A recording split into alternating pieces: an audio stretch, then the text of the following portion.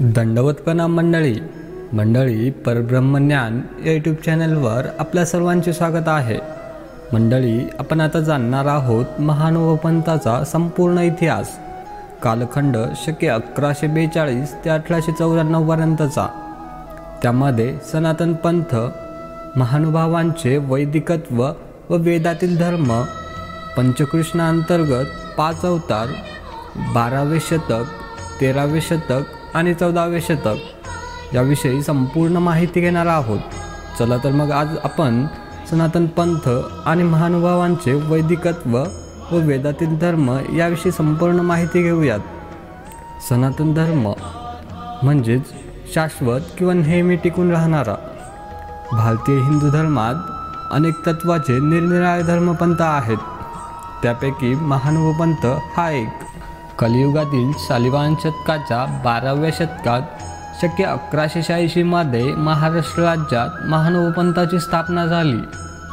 या नव्याने स्थापन झालेल्या महानुभाव पंथाचा उगम अर्वाचीन कालातील नसून तो प्राचीन कालापासून आहे, म्हणजेच सृष्टी आरंभीच्या कृतयुगापासून आहे।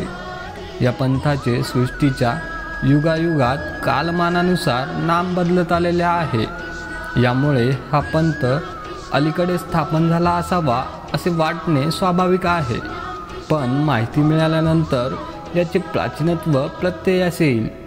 सृष्टी आरंभी परमेश्वराने जीवास मानवदेह देऊन जीव, देवता, प्रपंच, परमेश्वर या 4 पदार्थांचे जसेच्या तसे ज्ञान केले आहे। याप्रमाणे प्रत्येक सृष्टीत, प्रत्येक युगात परमेश्वर मनुष्य अवतार धारण करून जीवांना ज्ञान प्रदान करीत आला आहे।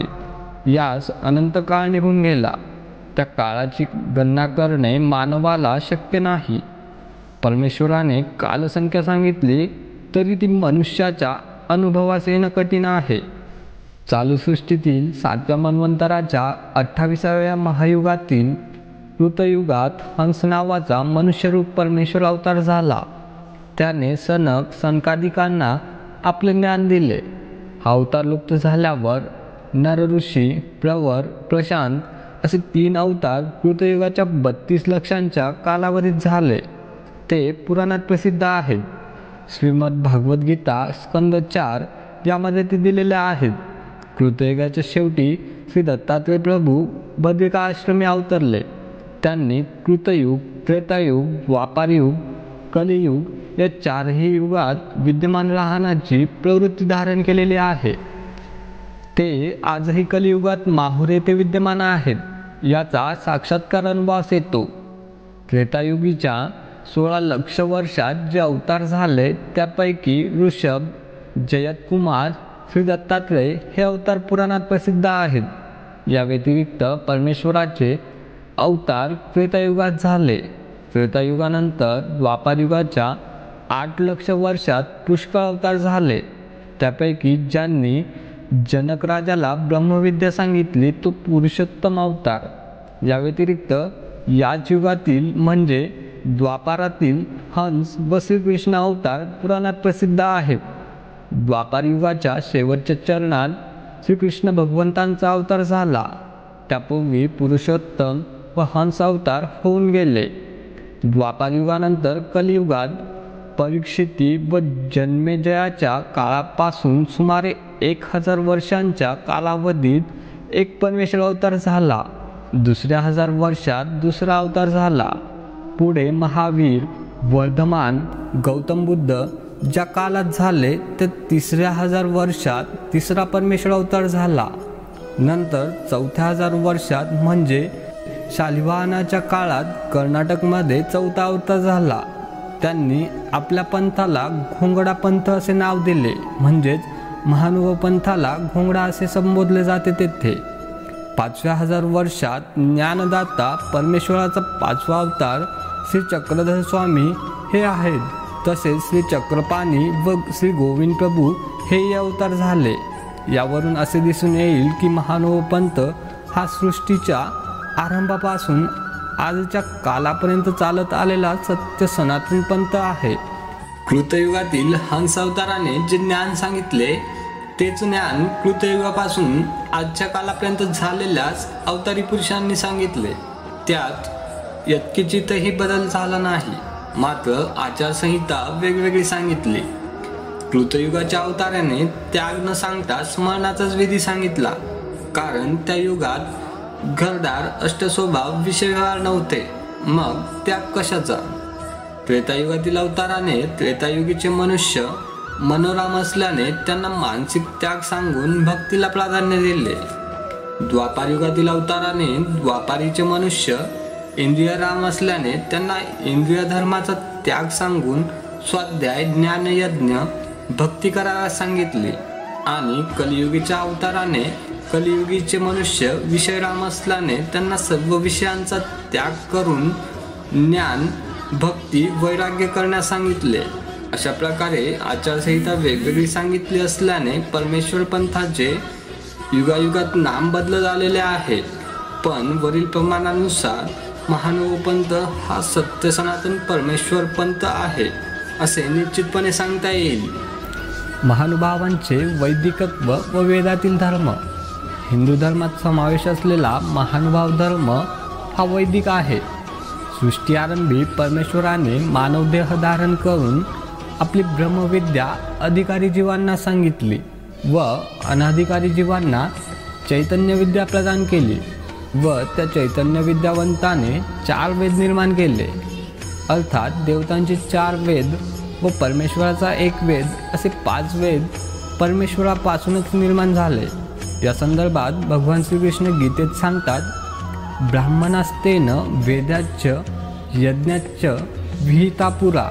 यावरून महानुभाव हे वैदिक आहेत. इतकेच नव्हे तर महानुभावांच्या गृहस्थाश्रमाचा तथा संन्यास धर्माचा व्यवहार, न्यायनीती हे सर्व वेदातील नियमानुसारच आहेत. गृहस्थाश्रमातील 16 संस्कार, पूजापाठ, संन्यास धर्मातील संन्यास, 16 प्रकारची पूजा, श्रावणी पवित्र पर्व इत्यादी वेदात सांगितल्याप्रमाणे महानुभावांच्या आचरणात आहेत. म्हणून महानुभाव वैदिक आहेत. परमेश्वरापासून 5 वेद निर्माण झाले. त्यातील सामवेद, ऋग्वेद, यजुर्वेद, अथर्ववेद या 4 वेदांपासून देवतांचा धर्म निर्माण झाला आणि ब्रह्मवेदापासून म्हणजेच परमेश्वर वेदापासून महानुभावांचा धर्म निर्माण झाला. 4 वेदापैकी सामवेदातून आद्याशक्ती चैतन्य देवतेचा धर्म आणि 3 वेदातून 81 कोटी देवतांचा धर्म निघाला. बाकी राहिलेल्या 1.25 लाख 9 देवतांचा धर्म 4 आगमपासून म्हणजे स्वच्छंद, ललित, मंथान, भैरव आदी कादी निर्माण झाला. आगाध धर्म हा त्रेतयुग व द्वापारयुग या दोन्ही युगात चालतो. प्रथमच्या कृतयुगातील प्रधान शक्ती चैतन्य देवतेचा आत्मोपास्ती हा धर्म होय. आत्मोपास्ती म्हणजे परमेश्वरापासून चैतन्य विद्या होताच त्या जीवाला आपल्या देहात चैतन्य देवतेचा अंश प्रकट होतो. मग तो विद्यावंत अथवा आत्मोपास्तीवंत त्या चैतन्याचे ध्यानचिंतन करतो. हा धर्म कृतयुगाच्या 32 लक्षांच्या कालावधीत चालतो. हे युग संपल्यानंतर त्रेतयुग सुरू होते. तेव्हा चैतन्य देवतेचा धर्म लोप होऊन वेदात सांगितल्याप्रमाणे ब्रह्मा, विष्णू, महादेवादी 9 कोटी देवतांचा धर्म सुरू होतो. हा धर्म म्हणजे माता, पिता, गुरु, वडील, बंधू यांची भक्ती करणे होय.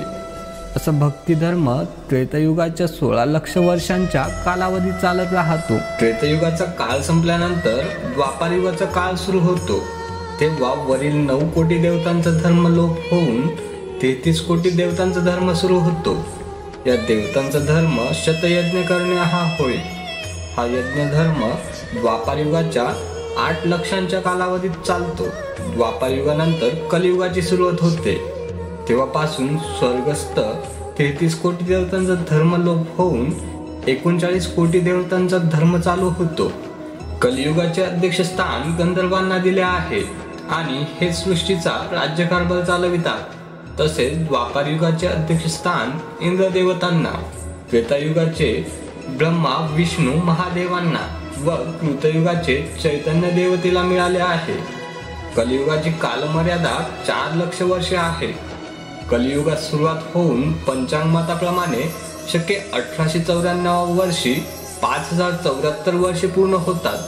या कालावधीत गंधर्वादी 39 कोटी देवतांचा तीर्थ, क्षेत्र, व्रत, दान हा धर्म चालत आला आहे आणि पुढेही कलियुग समाप्त होईपर्यंत तो चालू राहील. कलियुगातील लोक कोणी गंधर्वादी देवतांचा धर्म, कोणी कृतयुगी आत्मोपास्ती धर्म, कोणी त्रेतायुगी भक्ती धर्म, कोणी द्वापारयुगीचा यज्ञयाग धर्म आचरतात. अशा प्रकारे कलियुगी धर्म आचरण्यात भिन्नता आढळून येते.